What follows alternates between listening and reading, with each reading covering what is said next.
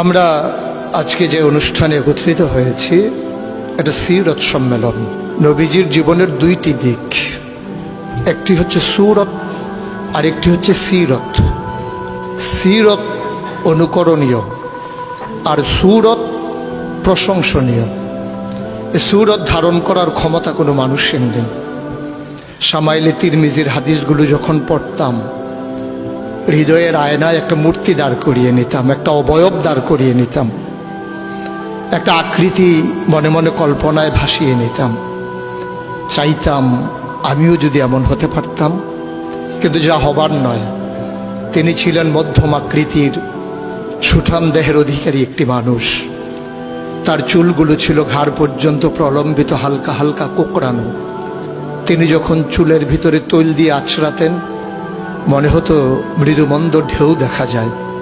তার কপাল ছিল চওড়া, ভ্রুগুলো ছিল জোড়া ভ্রু, ধনুকের মতো বাঁকা। চোখের পাতাগুলো ছিল ফুটন্ত গোলাপের গোলাপি রঙের এক একটি পাপড়ির মতো। তিনি কখনো বা যখন চোখের পলক ফেলতেন, মনে হতো মৃদুমন্দ বাতাসে গোলাপ পাপড়ি যেন দোল খাচ্ছে। তার চোখের সাদা অংশ ছিল রক্তিমাভ সাদা, কালো অংশ ছিল কৃষ্ণ কালো। তার নাকটা ছিল খাড়া, নাকের ছিদ্রগুলো ছিল ছোট ছোট। নাকের নিচে ছিল সরু চিকন গোঁফ, গোঁফের নিচেই সেই গোলাপি রঙের ঠোঁট। তার ঠোঁটগুলো যখন কখনো বা মুচকে হাসত, গোটা পৃথিবীর মানুষ অবাক বিস্ময়ে দেখত গোটা পৃথিবীতে যেন বিজলি চমকিয়েছে।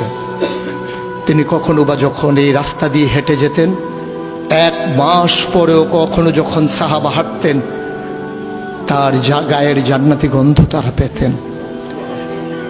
মায়েরা উম্মাহাতুল মুমিনিন যারা, তারা নবীর যখন কখনো এই ঘামে ভেজা শরীর নিয়ে ঘরে ঢুকতেন, কপালের ভিতরে মুক্তোর দানার মতো ঘামগুলো যখন জমে থাকতো, মায়েরা ছোট্ট শিশি খুঁজে সেই ঘামগুলো শিশিতে ভরে জমা রেখে দিতেন, কখনো বা ঈদে কোনো অনুষ্ঠানে যেন আতর হিসেবে ব্যবহার করতে পারেন।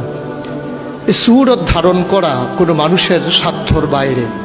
কখনোই কোনো মানুষ এই সুরত ধারণ করতে পারবে না চেষ্টা করলেই। কিন্তু তার সিরত যেটা অনুকরণীয়, অনুপম আদর্শ। তিনি এসেছিলেন এই জন্যে, ওয়ামা আরসালনাকা ইল্লা রাহমাতাল লিল আলামিন। তিনি ছিলেন রহমত গোটা ধরনীর জন্যে। যেমন করে আল্লাহ বলেছেন, ফাবিমা রাহমাতিন মিনাল্লাহি লিনতা লাহুম ওয়ালাউ কুনতা ফাজ্জান গালিজাল কলব লানফাদ্দু মিন হাওলিক ফাআফু আনহুম ওয়াস্তাগফির লাহুম ওয়াশাওিরহুম ফিল আমর ফাইজা আযামতা ফাতাওয়াক্কাল আলাল্লাহ ইন্নাল্লাহা ইউহিব্বুল মুতাওয়াক্কিলিন। তিনি এসেছিলেন তেমন করে। কেন তাকে পাঠানো হয়েছিল? আল্লাহ নিজেই বলেছেন, লাকাদ কানা লাকুম ফি রাসূলিল্লাহি উসওয়াতুন হাসানা। তিনি ছিলেন মডেল, তিনি ছিলেন আইডল, তিনি ছিলেন আইকন, তিনি ছিলেন অনুপম আদর্শ, তিনি ছিলেন উসওয়াতুন হাসানা।